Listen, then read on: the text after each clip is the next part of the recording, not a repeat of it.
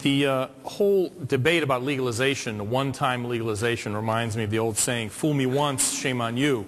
Fool me twice, shame on me. And this is what we're talking about. And the way that we heard from the other side that the other amnesty, the previous big amnesty, is different, this will be a different amnesty from last time, is that this amnesty will provide for extra visas, extra immigration that has to come illegally now. The premise here is that our economy demands this much labor and that new immigration legally only provides this much, and the extra amount has to come in illegally, that it's sort of a force of nature. This is economic gibberish.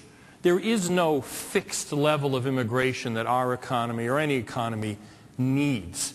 Our economy can adjust to high levels of immigration or low levels of immigration. The question is, what are the consequences? What are the side effects?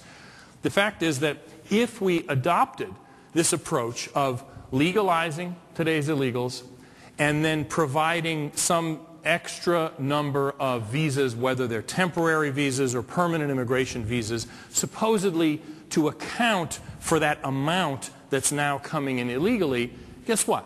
In a couple years, that amount will be completely used up, and then we'll have new illegal immigration, and we'll have this same debate where people will be saying, we have to be realistic because our economy needs this extra labor, we need to give these extra visas. The fact is, there is no practical limit to the number of people who will come to the United States. None.